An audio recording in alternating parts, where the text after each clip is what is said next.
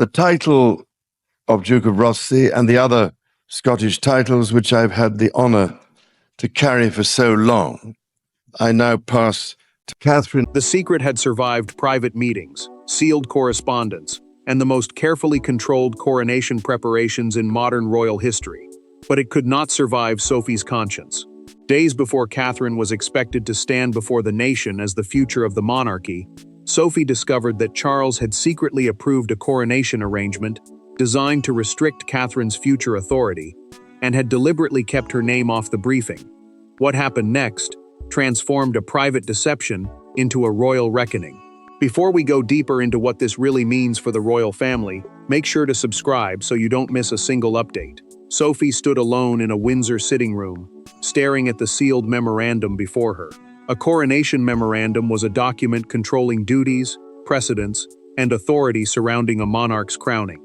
This one went beyond ceremony. Charles had approved a private succession protocol limiting Catherine's authority after William became king, while allowing Camilla's household to retain influence into the next reign. The trusted confidant read the final paragraph twice. Her hands tightened when she reached Catherine's name and the instruction beneath it. No advance consultation required. The princess had been excluded from a decision shaping her future, while the king, the queen consort, two senior courtiers, and the keeper of the Privy Seal had been informed. That office, responsible for handling royal documents, had helped contain the arrangement. Sophie felt the trap closing around her. Exposing the file could wound Charles, humiliate Camilla, and drag Edward into a conflict he had never chosen. Yet silence would make her part of the deception. Catherine was preparing to stand before the nation, offer loyalty, and accept responsibility without knowing her powers had been narrowed behind closed doors. Then the deeper purpose became clear. The protocol would place royal residences, patronages, and senior household appointments under a transitional council influenced by the Queen, rather than passing to William and Catherine. A transitional council meant a temporary group controlling decisions between one reign and the next. In practice, Camilla's circle could keep shaping the monarchy after Charles was gone. Sophie closed the door. She placed the memorandum on the writing desk, removed her wedding ring, and held it for several seconds. The gesture exposed the cost of what she was about to do. Then she put it back on, removed one signed page, and folded it inside her diary. Her message to Catherine was brief: "Meet me privately, no aids." The princess received it during coronation rehearsal, looked at William, and canceled her next appointment without explanation. But Charles had learned one page was missing, and Sophie needed to discover exactly whose future he had been trying to protect. This was not simply a dispute over protocol. It was a collision between four people, bound by family, rank, and years of carefully buried resentment. Catherine stood to lose the authority she believed would accompany her future role. Sophie risked the trust of the king. Charles feared the monarchy he had rebuilt could be dismantled after him, and Camilla faced the possibility that everything she had gained would disappear the moment her husband's reign ended. Catherine had accepted years of scrutiny because she believed sacrifice would one day give her the chance to shape the monarchy beside William. That future role mattered because it would allow the princess to influence patronages, household appointments, and the public direction of the crown. A patronage was an official royal connection to a charity or institution, giving it attention and status. The secret memorandum threatened to weaken that future before it had even begun. Catherine sat quietly while an aide reviewed coronation timings and ceremonial duties. The coronation was the formal ceremony in which a monarch was crowned and publicly confirmed in the role. Yet her attention had drifted far beyond the schedule. She suddenly asked whether loyalty still mattered when it was not returned. The aide stopped speaking, unsure whether the question required an answer or silence. Sophie understood that silence better than most. She had become one of the few royals trusted by both Catherine and Charles, which placed her close enough to see how power worked behind closed doors. The trusted confidant knew procedure, but she also knew its cruelty. Palace decisions could wound people deeply while still being described as routine. Charles did not believe he had betrayed anyone. He believed he had protected the structure of his reign, the dignity of his wife, and the legacy he feared William might change too quickly. The king saw control as stability. He told himself the restrictions would prevent disorder after his death, even if that meant keeping the future king and queen in the dark. Camilla had pushed hardest for language protecting her own household. The Queen wanted senior advisors to retain offices, residences, and access after the transition. She knew Catherine had not been consulted, yet she warned Charles that early disclosure would bring resistance. The concealment was not accidental. It was part of the design. William had also been misled. The prince received only a shortened summary, while the section limiting Catherine was removed. Charles had hidden the full arrangement from both of them. Sophie reached for her diary, but Edward entered before she could move. He watched her close it and immediately sensed fear. "Have you taken something from the king's papers?" he asked. She met her husband's eyes. "I have taken responsibility for something he should have said himself." Edward felt no anger, only dread. The crown could punish disobedience without ever naming it punishment. The secret had placed Sophie between her husband and her principles, but its origin reached back to one private confrontation that changed the coronation plan forever. Months before the coronation, the family gathered for what appeared to be a routine discussion about processions, seating, and ceremonial duties. Yet one exchange changed everything. Catherine challenged a request she believed would publicly weaken William's position and quietly elevate Camilla's household. Charles heard defiance. Camilla saw a future threat. Sophie witnessed the room turn cold. From that moment forward, the coronation was no longer simply a ceremony. It became the battleground for control of the next reign. Catherine had questioned the arrangements before. She wanted to know why Camilla's private secretaries were being included in long-term talks about William's future household. A royal household was the group of advisors, officials, and staff who supported a senior member of the family. Those appointments mattered because whoever controlled them could shape access, influence, and decisions long after one reign ended. Charles saw something more dangerous in her questions. The king believed Catherine was reaching toward authority that did not yet belong to her. He feared she and William would dismantle his structure the moment they inherited the crown. To him, her concern looked like preparation. Her patience looked like ambition. Then came the meeting at Clarence's house. Camilla asked Catherine to surrender her place in a major coronation procession so members of the Queen's extended family could receive greater ceremonial recognition. A procession was the formal order in which royals moved during the ceremony, and position within it carried public meaning. Catherine listened carefully, then refused. Charles placed his pen on the table. "The coronation is not the beginning of your reign," he told her. Catherine did not raise her voice. She said she understood that completely. But she would not help diminish William's constitutional future merely to strengthen another household's social standing. The prince's constitutional future meant his official role as the next monarch, and the authority connected to that position. Sophie felt the temperature of the room change. She watched Catherine rise, steady herself, and push her chair neatly beneath the table. The trusted confidant admired the restraint. Charles watched the same gesture and read it differently. To him, that control confirmed his fear. Camilla remained silent until the door closed. Then the Queen turned to her husband and said, Catherine would become impossible to contain once William inherited the crown. Charles did not answer at once, but the sentence stayed with him. Sophie later saw a courtier leaving with a folder marked Transition Safeguards. A transition safeguard was a rule designed to preserve influence and control between one reign and the next. At the time, she thought it was routine. Now she understood. The secret protocol was not protection. It was Charles's answer to Catherine's refusal. Her honesty had been repaid with hidden restrictions. What began with a chair quietly returned to its place would soon erupt into a confrontation where no one could hide behind ceremony. The confrontation did not begin with shouting. It began with a single sheet of paper placed on a table between three members of the royal family. Catherine read the signature first. Then she read the clause beneath her own name. Charles watched her expression change, while Sophie remained standing beside the door, knowing there was no path back to silence. When Catherine finally looked up, she did not ask whether the document was genuine. She asked why her family had deceived her. Sophie had arranged the meeting as a private disclosure, but Charles arrived after learning that a page was missing from his confidential file. A confidential file was a restricted palace document, seen only by approved members of the royal household. The trusted confidant had expected a quiet conversation with Catherine. Instead, the king entered before either woman could speak. Catherine looked down again. Charles's handwritten approval sat beneath a clear instruction ordering officials not to brief her or William until after the coronation. A briefing was the official explanation given before a major royal duty or decision. This one had been deliberately withheld. "You expected me to stand beside you," Catherine said, "while accepting limits I was never allowed to see?" Her voice did not rise. That made the question cut deeper. Charles reached for the memorandum, but Catherine placed her hand over it. For several seconds, neither moved. Sophie watched the king withdraw first. The future queen had prepared herself for public criticism and relentless pressure. She had not prepared for calculated exclusion by the man whose reign she had defended. Sophie stepped forward and admitted she had removed the page. She told Charles that Catherine deserved the truth before offering loyalty in front of the nation.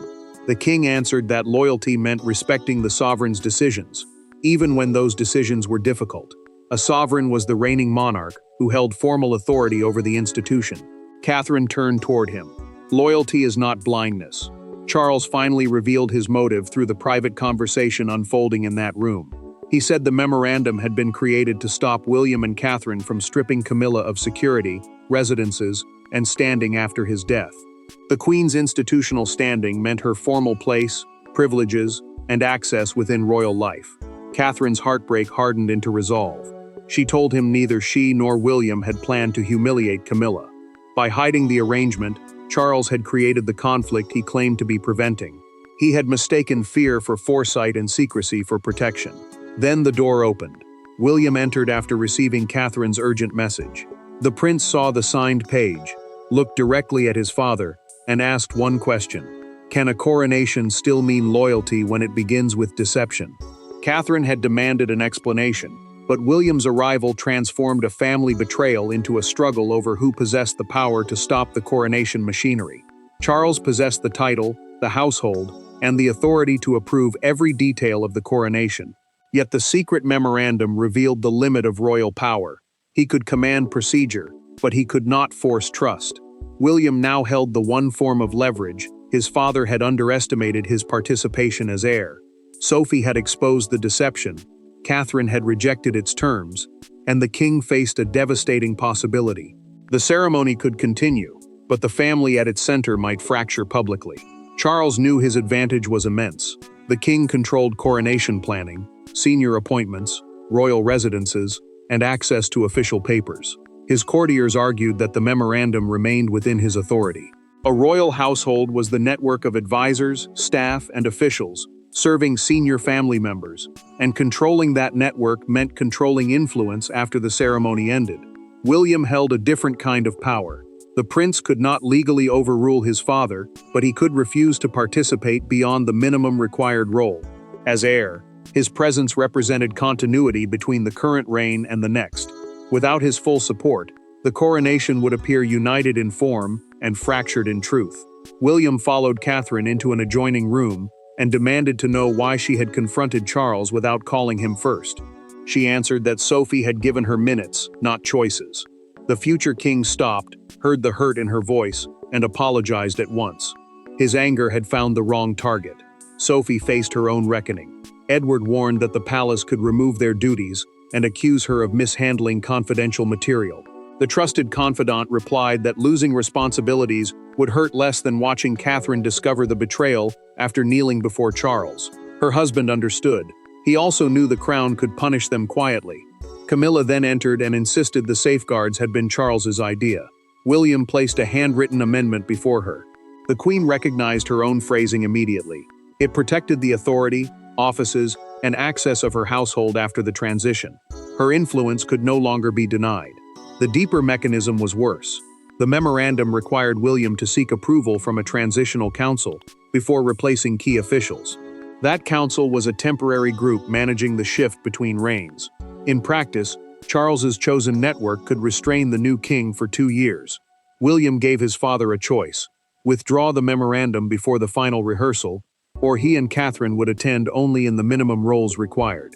He placed the rehearsal schedule beside the secret page and walked out with her. Charles remained seated as Camilla stared at both documents: ceremony and deception. The ultimatum gave him until morning, but Sophie's disclosure was already tearing through the palace. By nightfall, the palace had changed. Invitations were revised. Rehearsal notes disappeared. Staff members who had greeted Sophie warmly that morning suddenly avoided her eyes. No announcement was made. yet punishment moved quietly through the corridors. Camilla believed the disclosure had endangered her future and demanded consequences. Catherine withdrew from preparations. William stopped answering courtiers. Charles remained behind a closed door, confronted by the reality that secrecy had not protected the monarchy. It had turned family members into opposing camps. Sophie felt the cost first. Her scheduled coronation duties were suspended, while Edward was told that both of them had lost access to confidential planning meetings pending review. A coronation duty was an official role assigned during the crowning ceremony, and losing one sent a clear message about trust and status. The punishment was quiet, but its meaning was brutal. Sophie received the notice during dinner with Edward. She read it without speaking, folded it once, and slipped it beneath her plate so their children would not see her hands trembling. The trusted confidant did not regret exposing the truth. Her fear was for her husband, who could lose standing because she had refused to protect a deception created by others. Catherine made her own decision. She canceled the full dress rehearsal and returned the ceremonial briefing folder unopened. A briefing folder contained the official instructions, timings, and duties expected from a royal participant. The princess made it clear that she would not rehearse from directions prepared under concealed conditions. William supported her by refusing calls from senior courtiers, demanding that he restore order. Camilla confronted Sophie in a corridor before the evening ended. The queen told her that family loyalty carried consequences. Sophie held her ground. "Loyalty without truth is merely obedience," she said. Camilla walked away furious, but the words followed her. Inside her apartment, she removed a coronation brooch from its case and set it down harder than intended. The sharp sound startled her. For the first time, she understood that safeguards meant to preserve her place had exposed how insecure that place truly was. Charles faced an even darker discovery. A senior courtier confirmed in a documented account that Camilla had personally requested the clause preserving her household's influence. The king realized the protocol had grown beyond the protection he originally intended. Catherine's team then found another omission. Several future patronages linked to her role had already been reassigned to a transitional committee without her knowledge. Shortly before midnight, Charles sent for Catherine alone. Not William, not Camilla, not one advisor. The palace had tried pressure, exclusion, and retaliation, but the decisive moment would come without courtiers, documents, or witnesses. For years, Charles and Catherine had spoken through duty. Their conversations were shaped by schedules, titles, and the expectations surrounding a king and a future queen. That night, those protections disappeared. He asked her to meet without William. She arrived without Sophie. There were no aides to soften the language, and no courtiers to record what was decided. For the first time since the secret began, Charles faced the person he had excluded, and Catherine faced the frightened man behind the crown. Charles received her in his study shortly after midnight. He dismissed the final aide and closed the door himself. A courtier was a senior palace official who advised the royal family and helped manage formal decisions. By removing every witness, the king made it clear that this would not be a procedural discussion. It would be personal. Charles spoke first. He admitted that the declining years of his life had made him obsessed with what would happen after him. The monarch feared Camilla would be isolated, stripped of purpose, and treated as an unwanted reminder of his reign. He had convinced himself that hidden safeguards were the only way to protect her. Catherine listened without interruption. Then she told him the truth. "I understand why you wanted to protect your wife," she said, "but you protected her by distrusting me." The words landed heavily. Catherine explained that the secret protocol made her feel less like a member of the family and more like an employee expected to obey decisions made in private.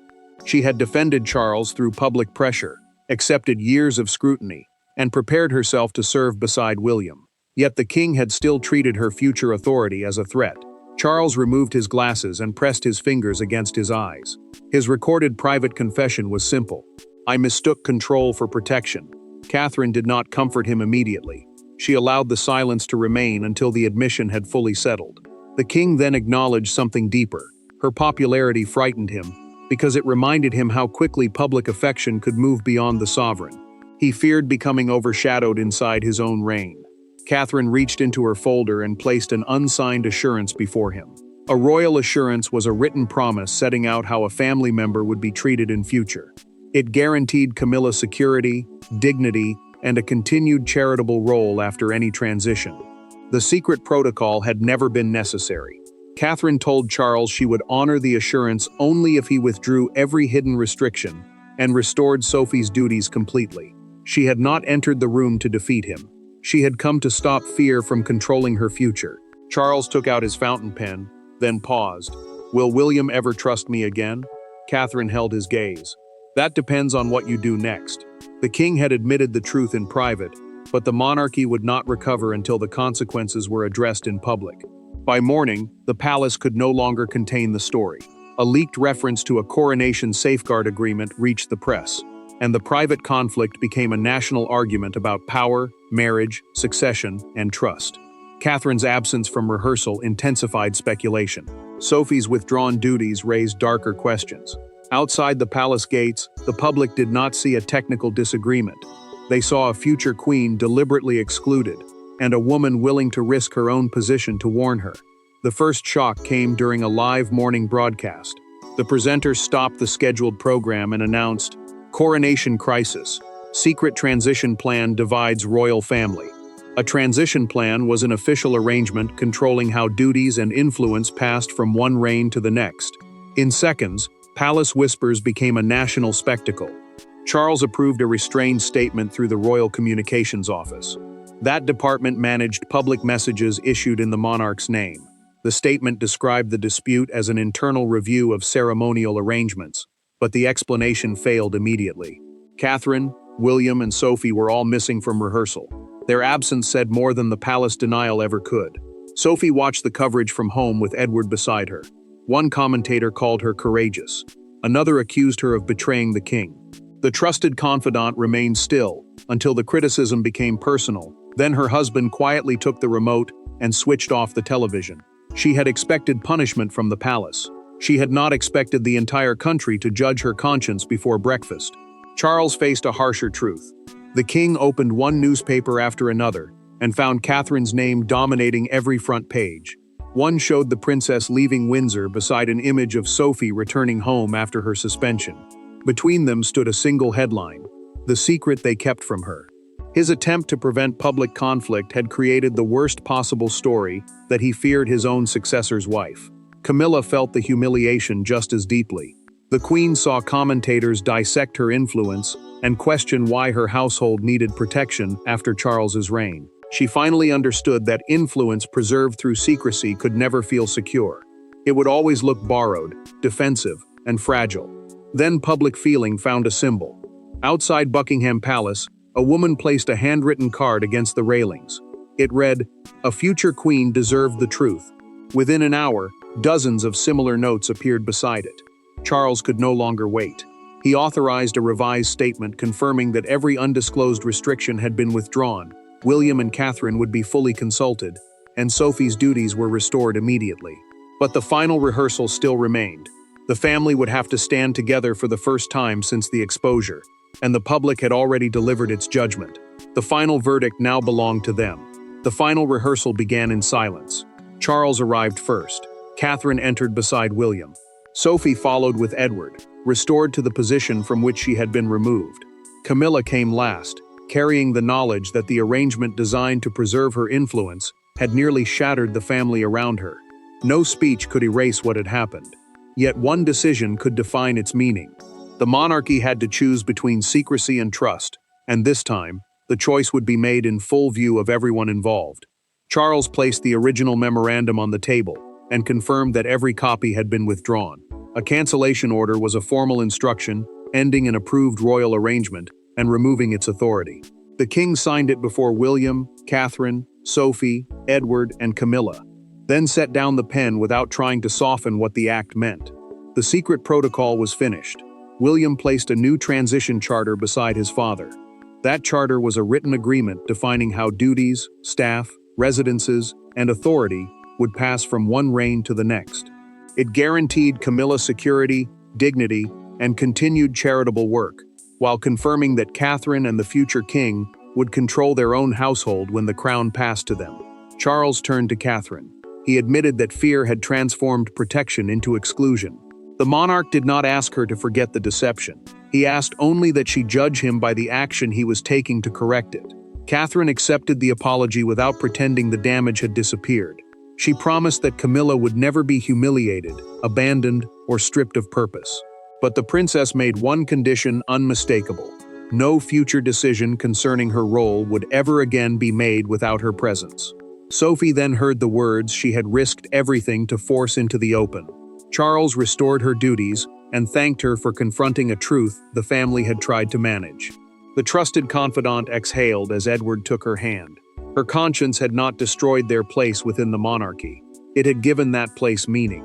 Camilla reached into the folder and removed her handwritten amendment.